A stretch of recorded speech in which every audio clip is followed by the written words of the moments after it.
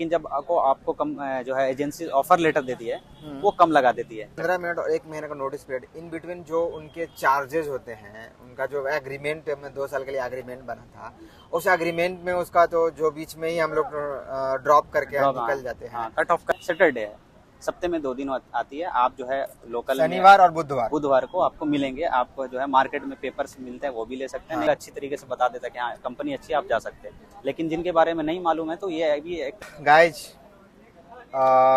Second जो मैंने first वाले वीडियोस डाले थे उस वीडियो का आज कंटिन्यूएशन हम लोग करेंगे यहाँ पे।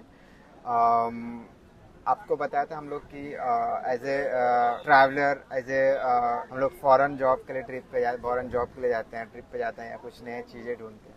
इस चीज़ के बारे में आज ओपन स्पेस में हम हैं। ओपन स्पेस इसलिए हम लोग चुने हैं कि यार थोड़ा हवा भी चाहिए, हमें ताजगी चाहिए। पीछे का समंदर मैं दिखा दे रहा हूँ। एक्चुअली ये शिप के जरिए भी हम लोग जाया जा सकता है गल्फ कंट्री, बट लोग फ्लाइट लेकर जाते हैं 2 घंटे वाला हम लोग, लेकिन क्रूज भी लेके जा सकते हैं।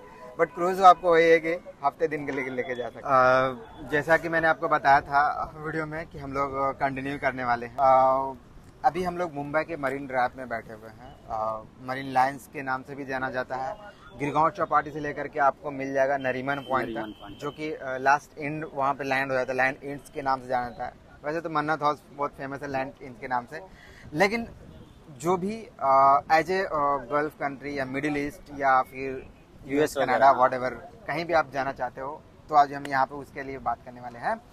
तो ये कंटिन्यूएशन ये है कि आके हम बात कर रहे थे, अभी हमने ट्रेन में भी कन्वर्सेशन जो किया था वो इसी टॉपिक से लेकर के था, जिसमें ये बताए थे कि एक नंबर आपको मैं बता दूंगा जो रजिस्ट्रेशन होता है। मैं आपको स्क्रीन पे आपको दिख रहा होगा, मैं वो नंबर है, वो नंबर पहचानने के लिए जो रेड मार्क में होगा।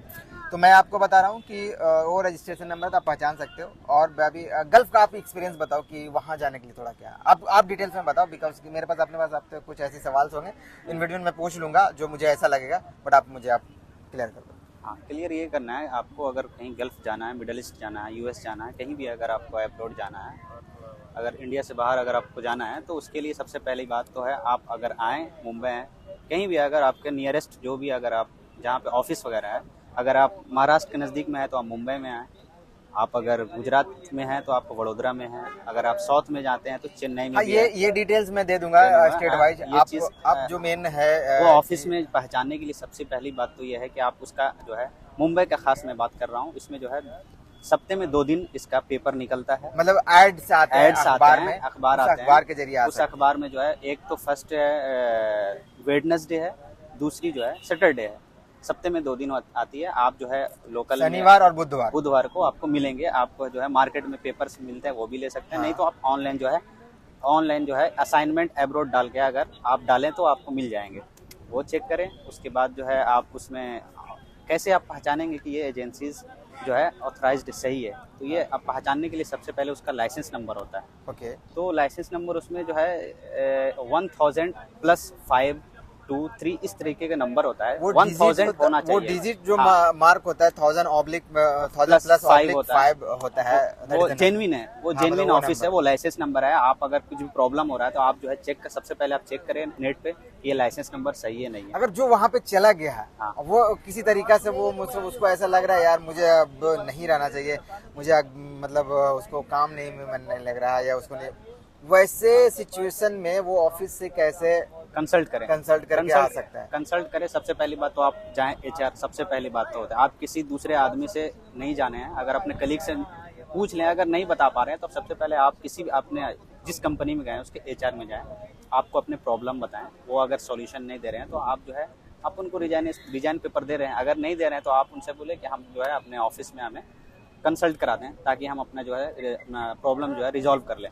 अगर वहाँ भी नहीं हो रहा है तो आप जो है रिजाइन पेपर दे सकते हैं। रिजाइन पेपर एक्सेप्ट करेंगे, वो नोटिस पीरियड देते हैं, 1 महीने का हो या 15 दिन का होता है, तो कोई भी नोटिस पीरियड होता है। आप अच्छा, ये जो 15 मिनट और 1 महीने का नोटिस पीरियड इन बिटवीन जो उनके चार्जेस होते हैं, उनका जो एग्रीमेंट में 2 साल के लिए एग्रीमेंट बना था, उस एग्रीमेंट में उसका तो जो बीच में ही हम लोग ड्रॉप करके निकल जाते हैं, कट ऑफ कर रहे हैं, तो उसके लिए क्या होता है, अगर आपने 2 साल का एग्रीमेंट साइन किया, आप सोच रहे हैं कि 1 साल हो गया, अब हमें यहाँ पे काम जो है जच नहीं रहा, आप निकलना चाह रहे हैं, तो बहुत सारी कंपनी है कि आपको जो है रियायत देती है, चलो कोई बात नहीं, आप रिजाइन पेपर दें, आप चले जाएं। लेकिन बहुत सारी कंपनी होती है कि आप जो इकामा लगाते हैं, जो ऑफिस का जो खर्च होता है आपके ऊपर, जो कंपनी आप पे खर्च करती है, वो जो है आपको चार्ज बताएंगे, हाँ आप जो है इतना चार्ज पे करें और आप जो है घर जा सकते हैं। तो वो जो चार्ज होते हैं वो हर एक कंपनी का अलग अलग होता है। आप जिस पोजीशन में गए हैं उसका अलग अलग होता है। हर एक पोजीशन का अलग अलग कंपनी आप पे जो है खर्च करती है। अच्छा, ये जो, अच्छा ठीक है, मैंने तो अब लेकिन उस पे जो आने का जो खर्च होता है या फिर जो भी फ्लैट चार्जेस हो गया या उनके जो, और वहाँ पे रहने का जो अकोमोडेशन होता है वो बुक किया रहता है कि हाँ 1 साल के लिए होता है, तो वो सारे सब कंसेशन आपके ऊपर आ जाता है या ये कंपनी बेयर करती है? कंपनी सिर्फ जो चार्जेस जो लेती है वो आपके जो वहाँ का रेसिडेंशियल कार्ड जो बनाती है, हर एक कंट्री का रेसिडेंशियल कार्ड, जैसे सऊदी का इकामा होता है, दुबई का भी अलग होता है, कुवैत का अलग होता है, ये सब चीज़ जो है आपको जो है 1 साल के लिए वो लोग बनाती है। ओके। फिर अगर 1 साल अगर हो गया, आपका इकामा खत्म हो गया, 1 साल दूसरे 2 दिन अगर हो गए, तो वो कंपनी जो है आपका इकामा रिन्यू कर देती है। अब इन बिटवीन आप सोच रहे हैं कि आपको जाना है, तो वो कंपनी तो आप पे जो है खर्च कर दिए, आपका गवर्नमेंट के हिसाब से आपका जो है रजिस्ट्रेशन मतलब जो है आपका फिर से रिन्यू कर दिया गया। हाँ। अब कंपनी तो है, आप जा रहे हैं तो आपको चार्ज पे करना ही होगा। बहुत सारी कंपनी, बड़ी बड़ी कंपनी होती है, वो आपकी बात को समझते हैं, चलिए ठीक है, आप जो जेन्युइन रीजन होता है देख तो के आप उस जा चीज को सकते हैं, आप उनको विड्रॉ कर लेते विड्रॉ हो। कर सकते हैं। लेकिन बहुत सारी छोटी छोटी कंपनियां हैं, सप्लायर कंपनीज है, वो आपको जो है रियायत नहीं देती है, आपको पे करना होगा और आपको अपना खुद का टिकट लेके वापस आपको घर आना होगा। इस तरीके का मसला आता है, ऐसा नहीं है। अच्छा, कुछ और भी ऐसी चीजें जो मतलब आपको ऐसा लगता है कि लोगों को जानना चाहिए, क्या वो हो सकता है कि ये हम बाहर जा रहे हैं तो किन किन चीजों पे हमको ध्यान रखना चाहिए? हाँ, मेजर चीजें सबसे पहली बात तो ये होती है कि सबसे पहला फ्रॉड पहले होता था, अभी भी होता है, लेकिन थोड़ा जो है ज़्यादा हाईलाइट नहीं हो पाता है। अभी क्या है, सबसे पहले अपना ऑफिस जो है जेन्युइन ऑफिस आपको करना है। जेन्युइन आपको जो है वो चेक करना है कि आपका वैकेंसी जेन्युइन है कि नहीं। ठीक है, अगर आपको जेन्युइन ऑफिस हो गया, इंटरव्यू दे दिए, अगर मान के चलिए आप सिलेक्शन कराएं, अगर आप प्लम्बर के लिए हैं तो अगर 1500 आपका लगाया है, इंटरव्यूअर आपको जो 1500 पेमेंट कर दिया कि आपको 1500 रुपये, 1500 रियाल, 15 यूएडी जो भी आपको देना वो दे देते हैं। लेकिन जब आपको कम जो है एजेंसी ऑफर लेटर देती है वो कम लगा देती है। ओके। तो आप वहाँ पे डायरेक्ट रिफ्यूज कर सकते हैं, हाँ हमने इतना का सिलेक्शन करवाया है, आपने जो है ये कम क्यों किया, वो आप जो है हैंड राइज कर सकते हैं वहाँ पे उनके पास।